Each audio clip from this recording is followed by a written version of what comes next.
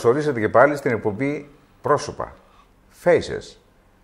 Και πάλι λοιπόν εδώ έχω ένα πολύ γνωστό και καλό φίλο, τον Mike Bennett. We have to turn in English, I'm afraid. Welcome to Hellenic TV, Mike. Hi, thank you very much indeed. Thanks for being here. No, it's my pleasure. My pleasure too. Okay, let's start from the beginning. Okay, what, from childbirth or a little bit further on than that? No, after that. Okay. Yes, when you remember, from the time you remember. That's Childhood. Right. Okay, I can remember from about the age of 2 onwards. Okay. So, what is the most important thing you remember at that time? My fascination with steam trains. Ah. Yes, I used to stand on this bridge, obviously with my parents, and watch these incredible steam trains. And that's something that children can't see today. Oh, yes. Incredible. Incredible, yes. So, school days. I mean, oh dear. 5 years and... Oh dear. Yes. You are a naughty boy? Well, I didn't. A good boy? It wasn't that I didn't agree with school. School didn't agree with me. I know. It's always the same. Yes. So I really didn't enjoy it at all. That became very apparent. At the age of 10, I discovered a thing called rock and roll music. And my fascination with the words and my fascination with the music became my fanaticism, if you like. And so I did start to sort of become absent-minded when it came to the academic side of life at that stage. Yes. And this obviously continued into my secondary school. You know, it was ironic really, because when I was at the school I was constantly told off for being at school, and then when I absconded from the school I was told off for not being there. So unfortunately I did get relieved of my educational duties on more than one occasion. But instead of waking up in a prison or a borstal, I got very lucky. I woke up one day and I was in a stage school. Did you? I ended up, it was part of my plan, I think. What was that then? It was a subconscious plan. How old were you when you found yourself on stage? Late teens, around about 17 years old, and suddenly I became top of the class. I loved it. Yeah. The teachers were fantastic. They were interested in the same things as me. Was it in the family? I mean, anybody else from family was in this business? It's a few generations back, but and actually my mother's very artistic. My sisters are very artistic, so it is in the family. But the actual pursuit of performance art and the pursuit of the kind of writing that I do.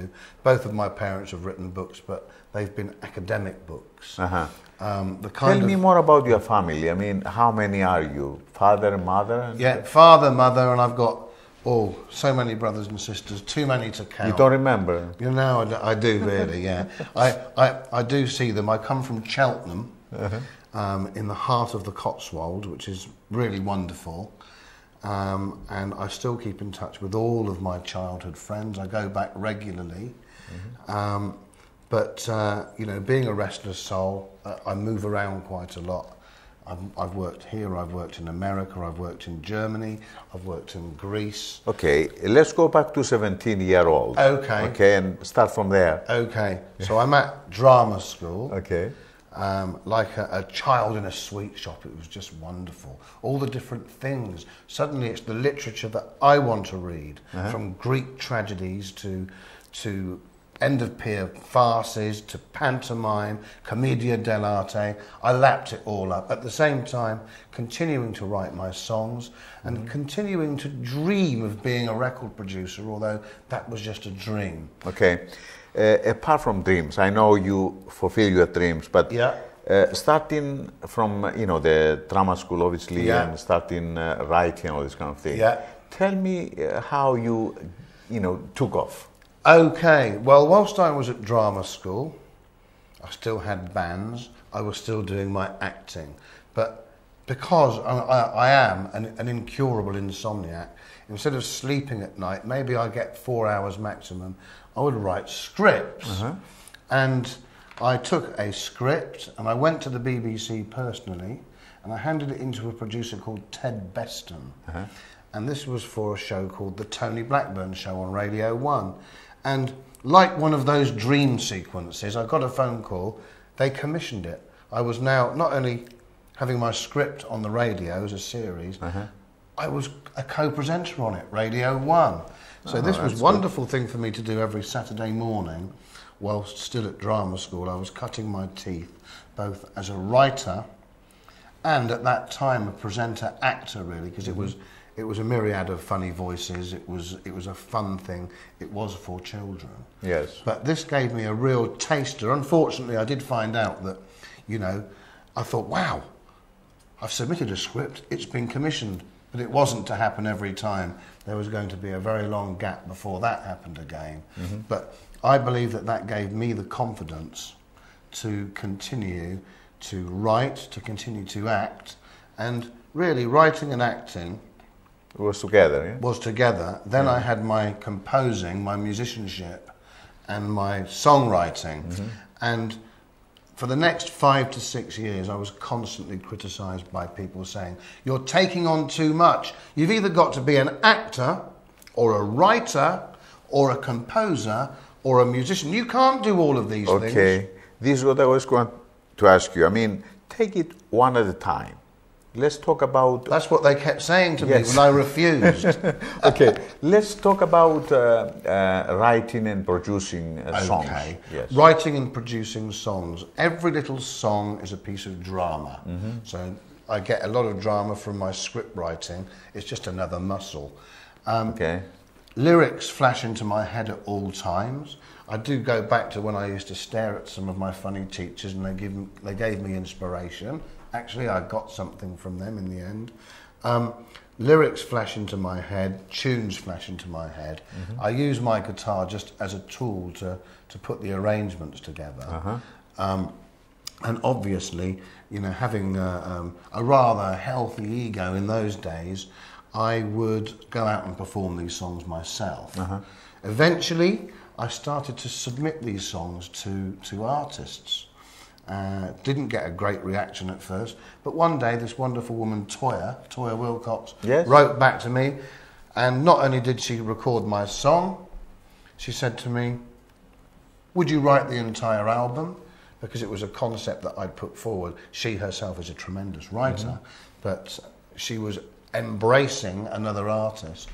And from that, I came to produce by default, because you know, I realised producing really was just binding all the elements together. Yes, definitely. And years back, when I was a child, I used to stare at these pieces of vinyl with Parlophone records or RCA records, and I used to see this little word, produced by Mickey Most, and I thought, produced by, producer. I didn't know what a producer was, but I knew I wanted to be one. So you were already producer? Well, in my head. Before you knew it? Yeah, I wasn't sure what one was, but I knew I wanted to be one. Yes. And you know, that came later. That came sort of quite a lot later, really. Okay, tell me about Muppets. Oh, the Muppets, yes. Well, prior to the Muppets, I'd been working, I got a job for Children's ITV. I was scriptwriter in residence for 3 years. I got myself a fantastic agent called Tessa LeBar, who got me writing for some really good comedians like Frankie Howard. So I was kind of qualified, but the really strange thing was that when I started to write the Hensons, they put me in the educational department, where I had to write scripts for a thing called Learn English with the Muppets, which in turn taught English for foreigners. So here I was in education. You know, and I then graduated to BBC Primary Science, and there I was teaching science through the Open University, you know. Okay, tell me about your musicals. We're coming a bit nearer to musicals and you know people that you work with. Okay, I started off by working for Lord Bernard Miles at the Mermaid Theatre Company. The Mermaid Theatre had a very, very strong artistic policy which took theatre to kids, not like theatre and education. It was children would come to the West End to see a show, they'd go on tours, and each and every play, educational with a capital E, each and every play would teach science. It was called the Mermaid Molecule Theatre. So the first one I wrote was called Safety in Numbers, and this taught children about mathematics. I would create, within the context of a play, 8 theatrical demonstrations. For instance, we would create a character called Belinda Box. This would teach the children about the cube. Sybil the centipede. This would teach them about the century. Captain Zero. This would teach them about the power of zero, the power of the naught. So it was a fantastic adventure in which kids could get involved in, but subconsciously they were educated into the primary science curriculum. First one was mathematics, the second one was astronomy. So I used my muse came from when I was a child. Why wasn't I interested in science? Because there wasn't a character called Belinda Box jumping about teaching me about the cube, you know, and that kind of thing. So you know, in a way, I got something out of it all in the end. Yes, definitely. That's what I like to think, anyway. Now, but my other plays became more sort of end of the pier and things about cloning and stuff. Sorry, I interrupted you. No, don't worry about it. Let's go to fame. I mean, fame and big artists you work with. Oh, right. Does this change you, or? No, I'm quite driven.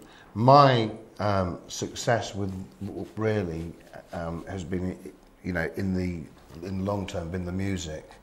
From Toyah Wilcox came Bad Manners, came the Specials, Emerson, Lake and Palmer.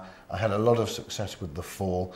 You know, it did take a very, very long time for it to happen. In fact, I didn't get my first gold disc till 1996 or something like that. And that was from New Zealand, you know. My publisher phoned me up, got a present for you. And I've got to tell you, I opened it up. It was from Festival Records, New Zealand, Cerebral Caustic by The Fall. And I stared at it for about 3 hours. And then I went back to my childhood looking at that original record. So how you felt when you got this? Well, I felt, I'm really glad that New Zealand's given me one of these, but then I wanted one from Britain. You know, I wanted one from different countries, you know. I want to stay to this, you know, business and musical on this kind of thing, and I'd like to ask you Greek connections. I mean, I know you work with a few Greek artists and all this. Absolutely. And you travel to Greece as well. You produce, you know, musical to get something there. Absolutely. Well, The Fall, of course, have done very, very well in Greece, and I had a play that was in the West End called All Cloned Up. Started off at the King's Head, and it moved around the country, won some awards at Edinburgh Festival, and we had a Greek director, Alkis Kritikos, who taught me at drama school, you see, one of the good teachers, one of my favourite teachers, a great guy. And, you know, due to his connections, really, in Greece, we were cherry-picked to represent the Athanorama magazine, to represent their entertainment. Athanorama, yes. Athanorama, am I pronouncing it Yes, correctly? it's good. Oh, correct. Excellent, excellent. Athanorama, and so we went over there, and they're going to send you a check now. Oh, excellent, excellent. I'm still waiting, actually, to your equivalent for my PRS check. Okay. But we'd love to do another one, you know. Yes. I wrote several plays after this. Some have been successful, some have disappeared by the wayside, but venues such as always the Mermaid Theatre I've gone back to. I had a successful musical in the West End last year called Blockbuster, which got reinvented in a very bad way. A company did a version of it, changed the title.